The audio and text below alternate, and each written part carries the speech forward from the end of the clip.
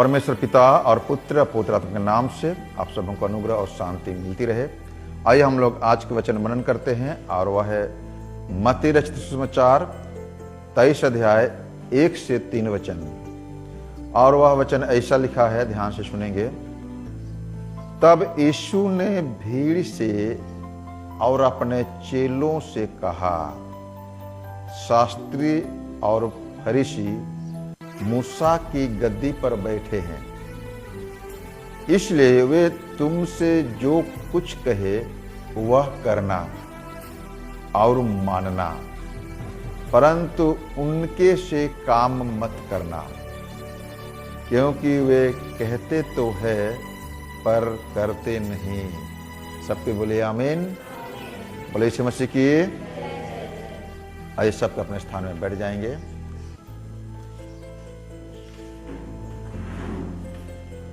आज का मुख्य संदेश है, जो कहते हो वह करो। हालेलुया। जो हम कहते हैं वह हमें करना चाहिए। हालेलुया। सबके बोले, जो हम कहते हैं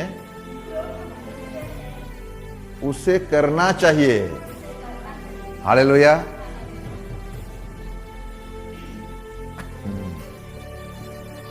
ये हमारे आध्यात्मिक यानी कि बाइबल के भाषा में जो प्रचार करते हो उसे हमें करना चाहिए। हालेलुया। जो हम क्या करते हैं, प्रचार करते हैं, उसे हमें मानना चाहिए, उसे हमें करना चाहिए। हालेलुया। अभी मैं जो प्रचार कर रहा हूं उसे पालन करना है। किसको? प्रचार करने वाले को।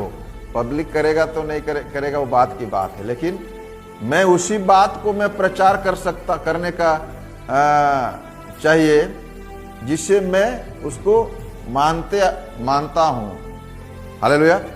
इंग्लिश में कहा गया है, do what you preach. Hallelujah. वही प्रचार करो, वही करो जो तुम प्रचार करते हो। यहां पर कुछ वचन लिखा है, फरीसी और शास्त्री मूसा की गद्दी पर बैठे हैं, इसलिए जो वे तुमसे जो कुछ कहे वह करना और मानना। हालेलुया। ध्यान से सुनिए। जो कुछ कहे उसे तुम सुनना और मानना, परंतु उनके से काम मत करना। हालेलुया। यहां पर पिन पॉइंट है, वचन का भेद की विषय, केंद्र बिंदु। उनके शिक्षा को ध्यान से सुनिए। उनके आज्ञा जो भी है उसे तुम करना और मानना, लेकिन उनके जैसे काम मत करना। उनके कर्म में और कथन में, उनके करने और कथनी दोनों में क्या है? अंतर है। हालेलुया। उनके करनी में और कथनी में जो कह रहे हैं वे नहीं करते हैं। आज का संदेश का विषय है, वही प्रचार करो जिसे हम करते हैं, वही बात को कहो जिसे हम करते हैं। हालेलुया। पौलुस कहता है, तुम मेरी सी चाल चलो। क्या बोलता है?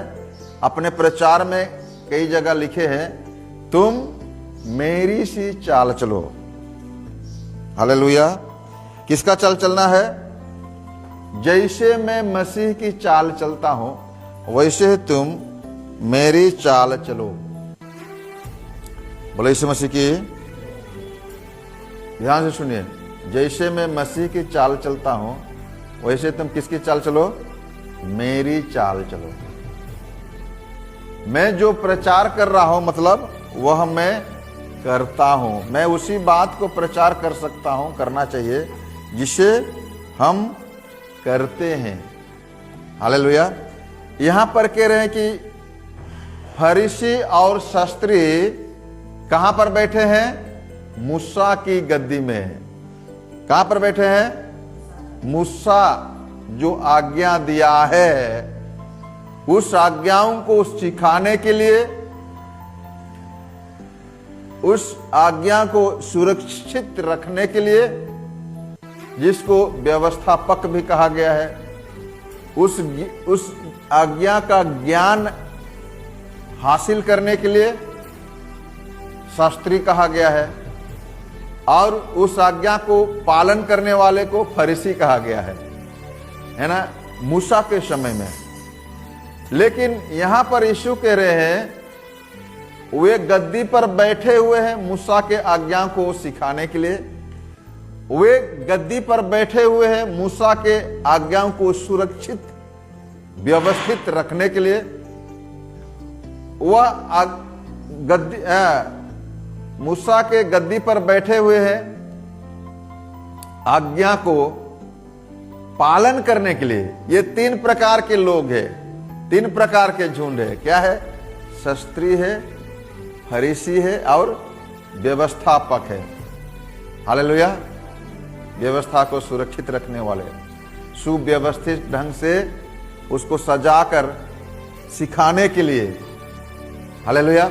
अभी बाइबल को सुसज्जित, श्रृंखलित ढंग से प्रकाशित किया गया है बाइबल में। उसको उसी ढंग से रचना किया गया है, उसी ढंग से संरचना किया गया है। हालेलुया। लेकिन यहां पर फरीसी और शास्त्री के नमूना, एक उदाहरण यहां पर प्रस्तुत किया गया है कि वे गद्दी पर तो बैठे हैं, खाने के लिए कुर्सी पर बैठे हैं, आसन जमा के बैठे हैं, है ना, और जो वे सिखाते हैं वो काम तुम करना। ध्यान से सुनिए, काम तुम करना, उस आज्ञा को मानना, क्योंकि वह किसका आज्ञा है? मूसा की आज्ञा है। हालेलुया। किसकी आज्ञा है? मूसा की आज्ञा है। इसलिए मूसा की आज्ञा को तुम मानना, लेकिन उनके जैसे काम मत करना। हालेलुया। क्या करना? उसके जैसे काम मत करना, क्योंकि वे कहते तो है परंतु करते नहीं है। हालेलुया। वे कहते तो है लेकिन करते नहीं है। हम लोग कुछ कैरेक्टर हम लोग देखेंगे। क्या देखेंगे? कुछ स्वभाव। हम लोग अगर यही 23 अध्याय का 13 वचन से लेकर करीब 34 वचन तक, हालेलुया, 13 वचन से लेकर कितना वचन तक? 34 वचन से अगर हम लोग चर्चा करेंगे, बहुत लंबा है। मैं पॉइंट वाइज उनके 7 प्रकार के कमियों को यीशु मसीह प्रकट किया है। कितने प्रकार के? 7 प्रकार। यहां पर हाय लिखा है। क्या लिखा है? हाय। तुम पर हाय, हे शास्त्रियों और फरीसियों, तुम पर हाय। 13 नंबर वचन देखिए, हे शास्त्रियों और फरीसियों, तुम पर हाय। 15 नंबर देखिए, हे कपटी शास्त्रियों फरीसियों, तुम पर हाय। 16 नंबर में देखिए, हे अंधे अगुओं, तुम पर हाय। 23 नंबर देखिए, हे कपटी शास्त्रियों और फरीसियों, तुम पर हाय। 25 नंबर वचन देखिए, हे कपटी शास्त्रियों और फरीसियों, तुम पर हाय। ध्यान से सुनिए। 27 नंबर भी वचन देखिए, हे कपटी और शास्त्रियों और फरीसियों, तुम पर हाय। अंतिम में 29 नंबर वचन, हे शास्त्री और फरीसियों, तुम पर हाय। यहां पर 7 हाय। कितना हाय लिखा हुआ है? कभी कभी बोलते हैं हाय लागोफ, है ना, उन पर हाय लग जाए। हाय अच्छा शब्द नहीं है ना। हाय शब्द जो है आनंद का शब्द नहीं है, ये दुख पीड़ा का शब्द है। हालेलुया। सो यहां पूरे 23 अध्याय को जब हम पढ़ते हैं तो यहां पर हम लोग देखते हैं फरीसियों का स्वभाव के विषय में, फरीसियों और शास्त्रियों का कैरेक्टर, लाइफ स्टाइल, जीवन चरित्र। यहां पर लिखा है वे कहते तो है लेकिन करते नहीं है। वे कहते तो है लेकिन करते नहीं है। पहला वचन हम सुनते हैं हम लोग यिर्मयाह नबी के किताब उसका 23 अध्याय का 11 वचन जल्दी जल्दी पढ़ेंगे। यिर्मयाह 23 का 11। जितना जल्दी खत्म करेंगे, बहुत लंबा है, जितना जल्दी पढ़ेंगे उतना जल्दी खत्म करेंगे। हाँ, क्योंकि भविष्यवक्ता और याजक दोनों भक्तिहीन हो गए हैं। भविष्यवक्ता, आजकल भविष्यवक्ताओं की भरमार है, कंपटीशन है। हालेलुया। भविष्यवक्ताओं की क्या है? भरमार है, कंपटीशन है। और याजकों का भी, याजक, पास्टर ऑर्डिनेशन, पादरी ऑर्डिनेशन विभिन्न प्रकार की संस्था के द्वारा चल रहा है। परंतु बाइबल कह रहे हैं भविष्यवक्ता और याजकों क्या हो गए हैं? परमेश्वर रहित हो गए, भक्तिहीन हो गए हैं, परमेश्वर से कोसों दूर हो गए हैं। हालेलुया।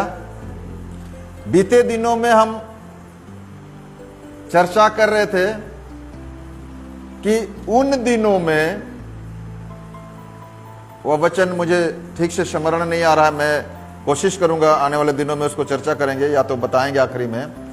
और वह ये लिखा है कि उन दिनों में परमेश्वर के आज्ञाओं को, ध्यान से सुनिए, परमेश्वर के आज्ञाओं को, परमेश्वर के विधि विधानों को, ये दूसरा इतिहास 15 अध्याय का 3 वचन, ध्यान से सुनिए। बहुत दिन इस्राएल बिना सत्य परमेश्वर के, बिना सिखाने वाले याजक के और बिना व्यवस्था के रहा। बिना परमेश्वर के, भक्तिहीन, ईश्वर रहित। यिर्मयाह कह रहे हैं कि उस समय के याजक लोग, उस समय के भविष्यवक्ता लोग कैसे थे? बिना परमेश्वर, परमेश्वर के रहित, परमेश्वर से अलग, भक्तिहीन, भक्तिहीन, भक्तिहीन, हिंदी में भक्तिहीन, ईश्वर रहित, सब के सब परमेश्वर के महिमा से, परमेश्वर से अलग रहे। रोमियों की पत्री 3 अध्याय का 23 वचन लिखा है। हालेलुया। कैसे थे हम लोग? सब कैसे थे? परमेश्वर से अलग थे, परमेश्वर से रहित मतलब अलग थे, भक्तिहीन थे। उनके बीच में परमेश्वर नहीं था, उनके बीच में परमेश्वर नहीं था। और दूसरी बात है कि सिखाने वाले याजक नहीं थे। क्या नहीं थे? सिखाने वाले याजक। आज मैं आपको बता रहा हूं, बहुत सारे याजक लोग हैं आज के डेट में, पैसा लेके 2000, 3000, 5000 पैसा दे के लेके बहुत सारे संस्थाओं से अभिषेक ले रहे हैं और रेवरेंड और पादरी बन जा रहे हैं, पास्टर बन जा रहे हैं। 2 महीना 3 महीना का कहीं से ट्रेनिंग लेके 15 दिन का क्लास करके पावर मिनिस्ट्री जाके पावर में फुल होके आते हैं, है ना। लेकिन यहां पर एक वचन साफ लिखा है, वे सिखाने वाले याजकों के बिना रहे। हालेलुया। आज कैसे प्रचार किया जाएगा, उनका टेक्निक, उनका शिक्षा दिया जा रहा है। कैसे आत्मा जीता जाएगा, कैसे आत्मा जीतना चाहिए, उसका शिक्षा दिया जा रहा है। आज पवित्र आत्मा में कैसे कार्य करना है, उसके बारे में शिक्षा दिया जा रहा है। आज पवित्र आत्मा का फल, पवित्र आत्मा का गुण, पवित्र आत्मा का स्वभाव, सामर्थ्य का विषय में शिक्षा दिया जा रहा है। लेकिन कहीं ना कहीं परमेश्वर का वचन कहता है सिखाने वाले याजकों की कमी है। एक याजक की क्या क्वालिटी होना चाहिए, एक पुरोहित, परमेश्वर का वचन कहता है वो पास्टर हो सकता है, वो रेवरेंड शिक्षक हो सकता है, वह याजक क्या बोलेंगे उसको, भविष्यद्वक्ता हो सकते हैं, वह प्रेरित हो सकते हैं, वह सुसमाचार प्रचारक हो सकते हैं। गिफ्ट के साथ 5 प्रकार के अधिकारियों को परमेश्वर नियुक्त किया है। कौन कौन है? प्रेरित है, भविष्यद्वक्ता है ना, सुसमाचार प्रचारक है, हालेलुया, पास्टर है और शिक्षक है। ये 5 प्रकार के अगुओं को कलीसिया में नियुक्त किया है। और बाइबल की भाषा बोलेंगे, पतरस 2 अध्याय का 9 वचन में सब के सब याजकों की समाज है। क्या है? हम लोग याजकों की समाज। सब के सब, वो पास्टर हो सकता है, वो एवेंजलिस्ट हो सकता है, वह क्या बोलेंगे भविष्यद्वक्ता हो सकते हैं, वह प्रेरित हो सकते हैं, वह उपदेशक यानी कि शिक्षक हो सकते हैं, वह संडे स्कूल का शिक्षक हो, या तो कहीं का भी क्या बोलेंगे शिक्षक, कहीं का मतलब जवानों का शिक्षक हो, महिलाओं का शिक्षक हो, है ना। लेकिन कलीसिया में विभिन्न प्रकार के शिक्षकों को नियुक्त किया गया है। यह नियुक्त करना क्या है? याजकों की समाज है। हालेलुया। हम कहां पर नियुक्त किए गए हैं? याजकों की समाज। आप लोग जो अभी अगुवाई किया, बहन लोग गीत गा के आप लोग जो अगुवाई कर रहे हैं, प्रार्थना कर रहे हैं भाई लोग, है ना, मध्यस्थी प्रार्थना करते हैं, कहीं ना कहीं ये याजकों की समाज के कार्य है। हालेलुया। इसलिए पतरस कहता है कि तुम याजकों की समाज, राजपदधारी याजकों की समाज में सम्मिलित किए गए हो। तुम राजपदधारी याजकों की समाज हो। हालेलुया। एक समय था, परमेश्वर का वचन कह रहा है, बहुत दिन तक इस्राएल लोग बिना परमेश्वर के थे और सिखाने वाले याजक लोग नहीं थे। चंगाई करने वाले याजक बहुत मिल रहे हैं, भविष्यवाणी बोलने वाले याजक बहुत मिल रहे हैं, प्रेरित के नाम से याजक बहुत मिल रहे हैं, सुसमाचार प्रचार करने वाले याजक बहुत मिल रहे हैं, कलीसिया को रखवाली करने वाले याजक बहुत मिल रहे हैं। लेकिन पुरोहित, याजकों का जो गुण होना चाहिए, याजकों का जो क्वालिटी होना चाहिए, याजकों का जो महत्व होना चाहिए, उसके बारे में सिखाने वाला बहुत कम है, नहीं के बराबर है, नहीं है। बाइबल कहती है कि सिखाने वाले याजक नहीं। याजक किस काम के लिए सिखाएंगे? याजक काम के लिए। प्रेरित किस काम के लिए सिखाएंगे? प्रेरित ही काम के लिए। भविष्यद्वक्ता किस काम के लिए सिखाएंगे? भविष्यवाणी करने के लिए। रिवाइवल सॉन्ग किस काम के लिए? रिवाइवल मिनिस्ट्री में जो प्रवक्ता, रिवाइवल आत्मिक जागृति प्रवक्ता के रूप में हम लोग कभी कभी पाते हैं, वो किस काम के लिए सिखाएंगे? आत्मिक जागृति के लिए। लेकिन पुरोहित कार्य जो है एक अलग है।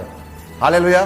परमेश्वर और मनुष्यों के बीच में संपर्क रखने वाले, मध्यस्थी का प्रार्थना करने वाले याजक कहलाते हैं। हालेलुया।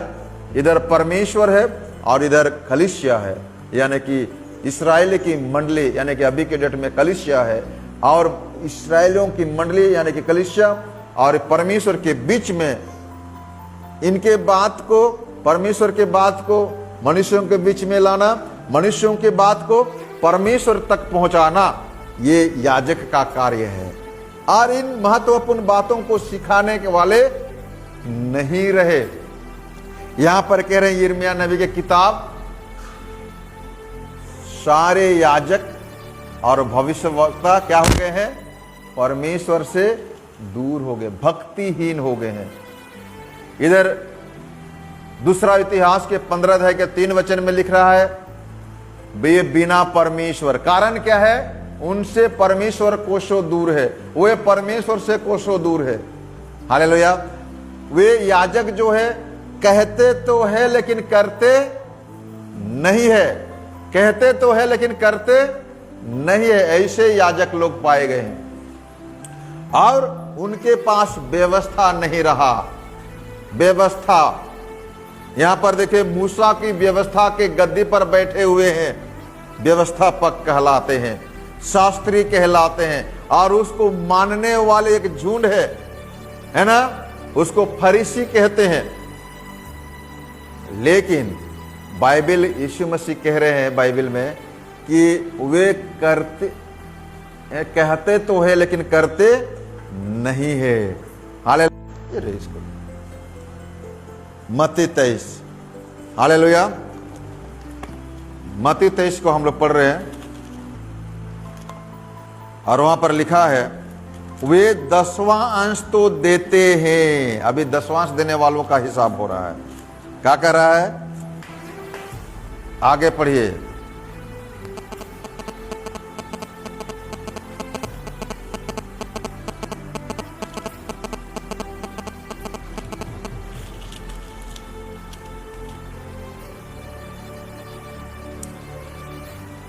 यहां पर लिखा हुआ है, वे 10वां अंश तो ईमानदारी से देते हैं। 23 नंबर वचन देखिए, लेकिन परमेश्वर के न्याय, परमेश्वर के अनुग्रह और परमेश्वर के विश्वास को क्या करते हैं? छोड़ देते हैं। हालेलुया। दान दशमांश देना काफी नहीं है, लेकिन परमेश्वर के न्याय को समझना। हम लोग गलत काम करेंगे तो परमेश्वर न्याय करेगा, परमेश्वर हमारा न्यायी है, इस बात को समझना बहुत जरूरी है। हालेलुया। परमेश्वर के अनुग्रह से ही हम लोग जिंदा है, परमेश्वर के अनुग्रह से ही हम लोग उद्धार पाया है, इस बात को हर एक विश्वासी को समझना बहुत जरूरी है। और विश्वास से भटकना नहीं, हमारे कर्म के द्वारा। हमारे विश्वास किससे जीवित रहता है? कर्म के द्वारा।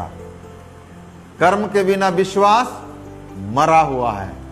सो विश्वास कर रहे हैं, विश्वास का हम अंगीकार कर रहे हैं, विश्वास के अनुसार जीवन बिताने के लिए हम लोग अंगीकार किया है, तो विश्वास के आधार पर हमारे कर्म भी होना चाहिए।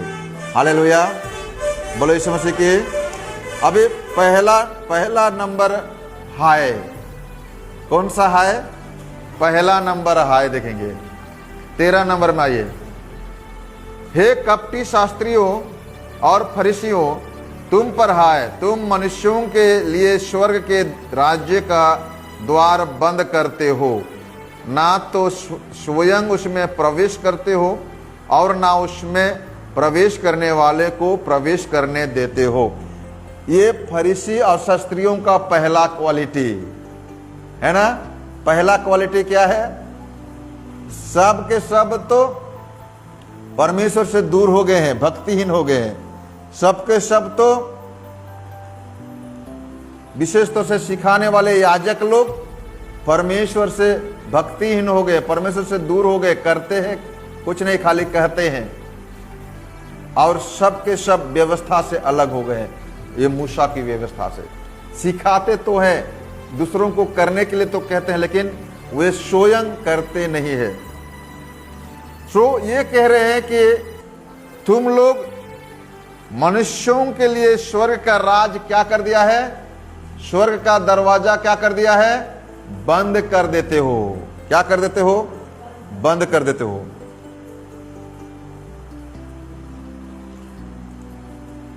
आप लोग इसको मत्ती रचित सुसमाचार 19 अध्याय के 14 वचन और गलातियों के पत्री 5 अध्याय के 7 वचन में आप लोग इसको पढ़िएगा।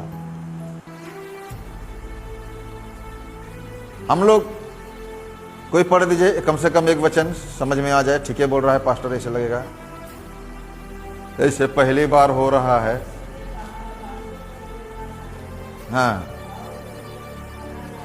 चेलों ने मना किया, गुरुजी को अभी परेशान मत करो, बच्चों को मत लाओ, इधर चिल्ला रहा है। कई बार हम लोग भी इधर बोलते हैं, अरे बच्चे को संभालो, है ना, लाओ बच्चों को, लेकिन डिसिप्लिन मेंटेन करने सीखना है। सो यहां पर चेले लोग, बच्चों के माँ बाप बच्चों को लेकर यीशु के पास ला रहे थे, तो बोलता है मना कर रहे, बच्चों को मत लाओ। लेकिन यीशु देखा उधर गड़बड़ी हो रहा है, चेले लोग मना कर रहे, बोलता है कि बच्चों को मना मत करो। हम लोग यूहन्ना रचित सुसमाचार उसका 9 अध्याय का 13 से 34 वचन पढ़ेंगे।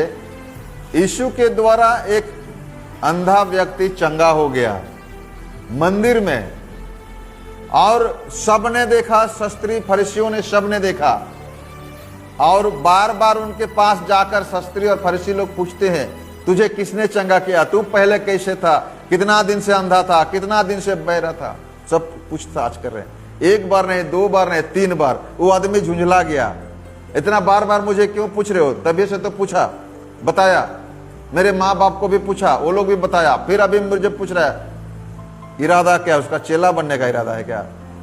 ये बार बार पूछने का मतलब क्या है? तुम उसके विषय में गलत गवाही दो, यीशु के बारे में चर्चा मत करो।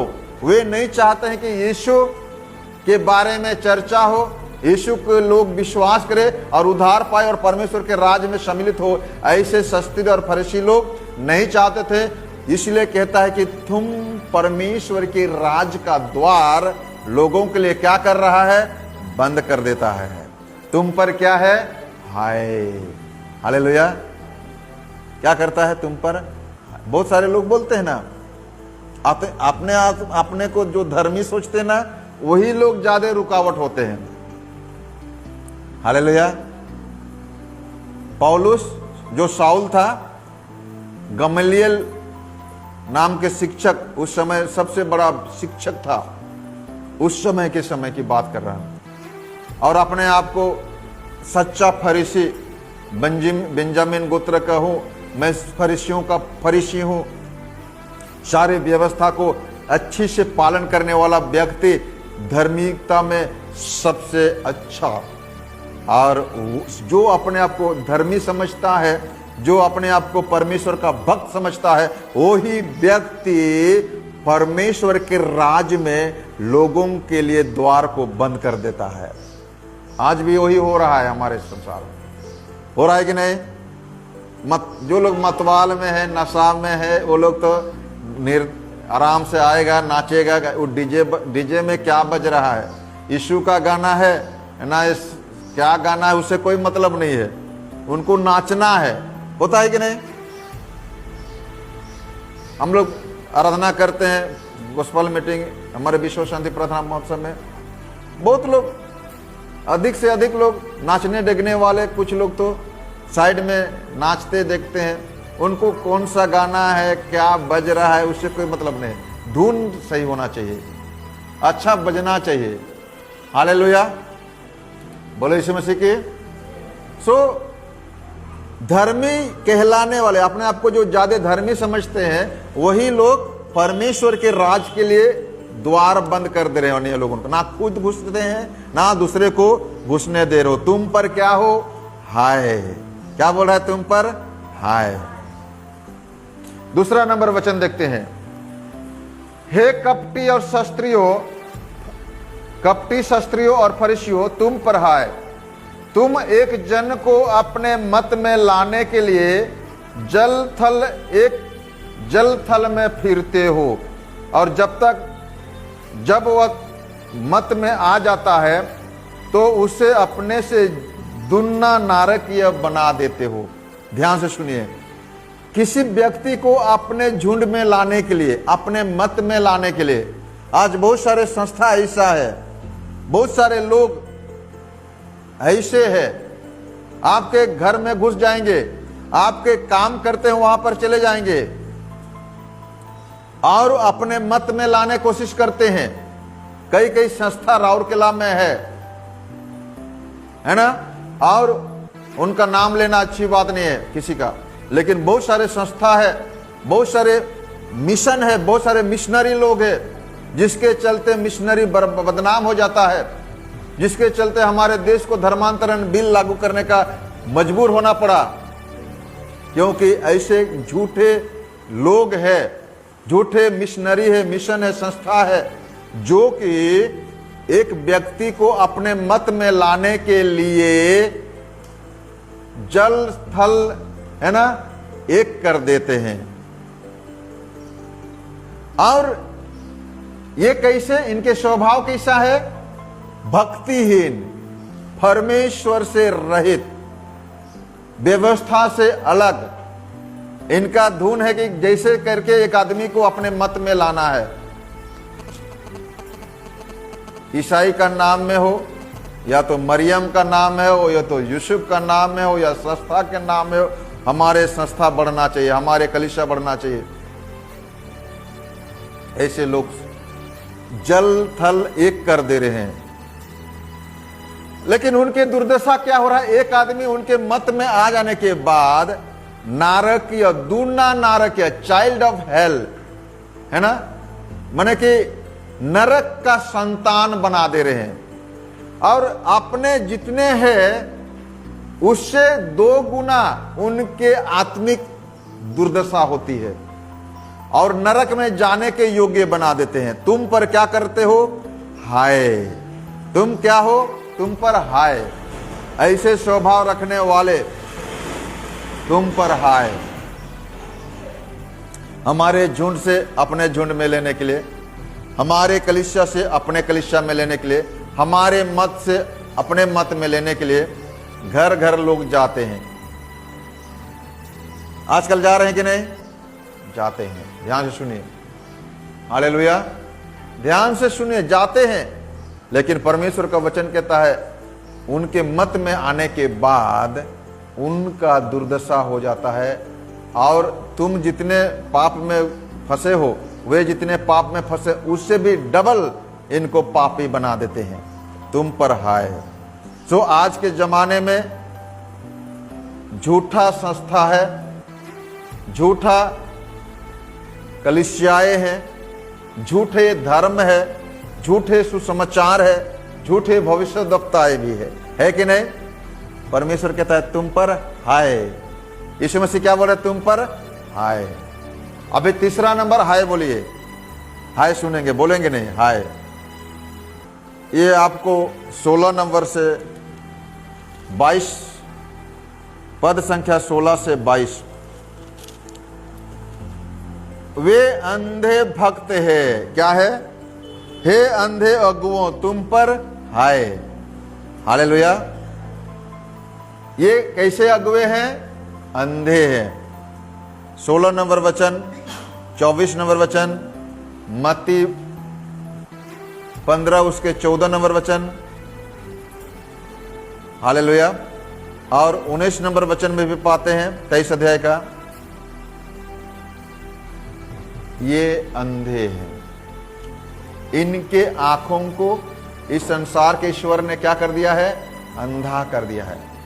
सुसमाचार की ज्योति, व्यवस्था की ज्योति, तेजोमय ज्योति उनके ऊपर नहीं चमक पा रहा है। तो अंधा क्या अंधे को रास्ता दिखा सकता है? दोनों क्या हो जाएंगे? गड्ढे में घुसेंगे। हालेलुया। ये लंबा वचन है, आप इसको घर में चर्चा कर सकते हैं, सुन देख सकते हैं। गलत शिक्षा देते हैं, गलत शिक्षा, इसको आप विस्तार रूप से घर में जाके पढ़िए। चौथा नंबर हाय। कितना नंबर है? चौथा, जो हमने शुरू में पढ़ा। वे दशवांश तो ईमानदारी से देते हैं, लेकिन परमेश्वर के न्याय, परमेश्वर के अनुग्रह, परमेश्वर के विश्वास से भटक जाते हैं, छोड़ देते हैं।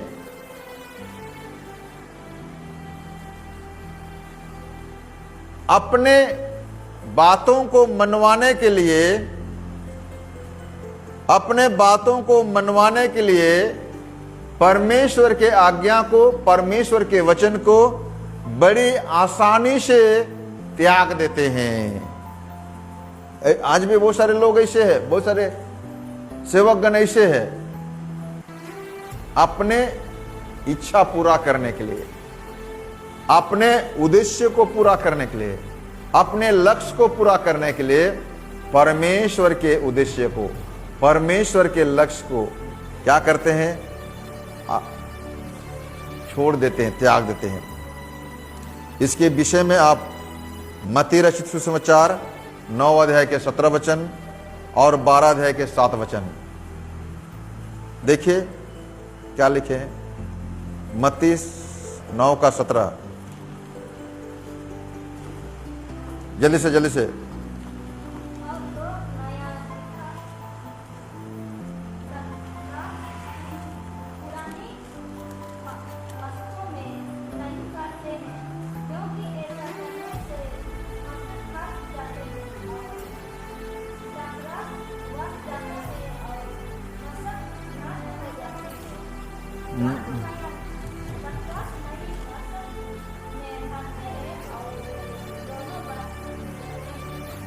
आगे पढ़ेंगे और थोड़ा सा 7 नंबर वचन, 12 का 7। हाँ।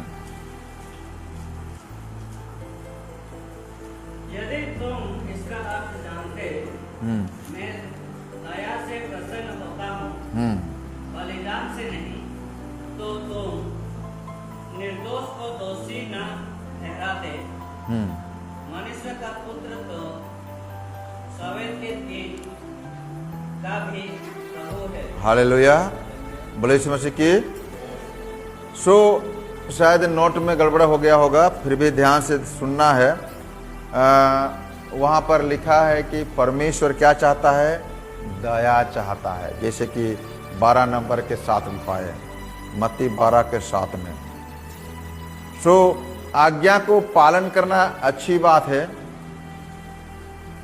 दान दशमांश देना अच्छी बात है, परमेश्वर के आशीष में सम्मिलित होना है, लेकिन ये भी बहुत जरूरी है, बलिदान से बढ़कर आज्ञा पालन करना है।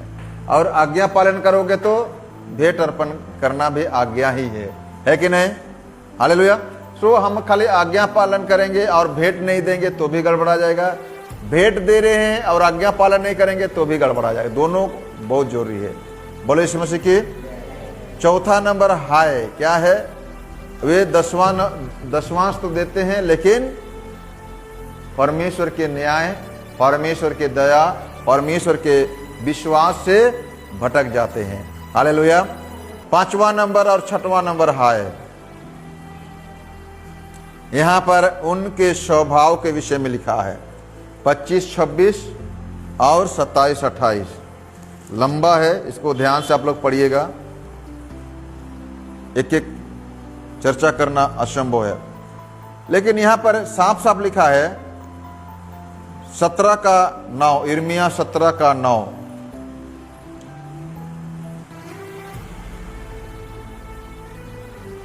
प्रकाश नीति वचन 28 का 13,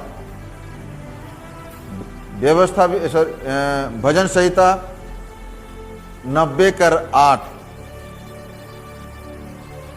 और यशायाह 29 कर 15। इन सारे वचनों में उनके स्वभाव के विषय में लिखा गया है। हालेलुया। कोई एक जन पढ़ दीजिए इर्मिया 17 के 9।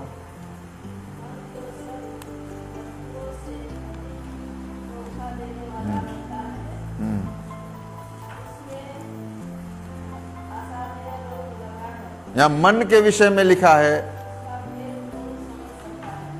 वे अपने मन की बातों को ज्यादा ध्यान देते हैं, व्यवस्था पर ज्यादा ध्यान नहीं देते हैं, जो करते हैं, जो कहते हैं उसको करने पर ज्यादा ध्यान नहीं देते हैं, क्योंकि उनके मन तो कहता है कि करे, लेकिन अपने आप में धोखा में पाए जाते हैं।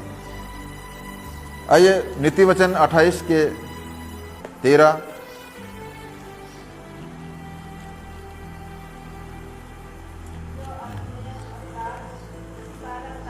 हाँ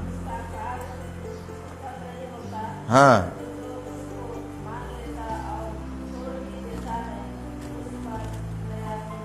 हालेलुया।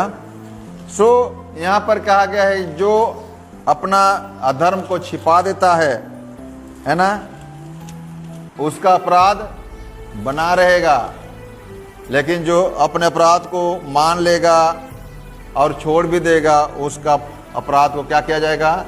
ढांप दिया जाएगा। हालेलुया। सो हमें उनके स्वभाव के विषय में और उनके कर्म के विषय में हमें अंतर नजर आ रहा है। हालेलुया। 7वां नंबर है ना, 29 और 30। हे कपटियों और शास्त्रियों, हे कपटी शास्त्रियों और फरीसियों, तुम पर हाय, तुम भविष्यद्वक्ताओं की कब्रें संवारते और धर्मियों की कब्रें बनाते हो और कहते हो यदि हम अपने बाप दादों के दिनों में होते तो भविष्यद्वक्ताओं की हत्या में उनके साझी ना होते। इससे तो तुम अपने, है ना, तो यहाँ पर उनके स्वभाव के विषय में, उनके व्यवहार के विषय में उन्होंने क्या किया है? भविष्यद्वक्ताओं को घात किया। किन्होंने? आज यीशु के विषय में भी हम लोग चर्चा करते हैं, है ना। शास्त्री और फरीसी लोग ही कई बार यीशु को अपने षड्यंत्र में, यीशु को फंसाने के लिए, यीशु को पकड़ने के लिए कई प्रकार की षड्यंत्र उन्होंने रचा। हालांकि वे मुंह में कह देते हैं कि अगर हम उस समय होते तो हम भविष्यद्वक्ताओं को हानि ना करते, हत्या ना करते, लेकिन उनके मन में अभी के समय में, जैसे बीते दिनों में हम लोग चर्चा कर रहे थे, बीते दिनों में हमने चर्चा कर रहा था, यीशु को कई बार पकड़वाने के लिए वे षड्यंत्र किए। पापिन महिलाओं को लाए, कर देने के विषय में पूछताछ किए।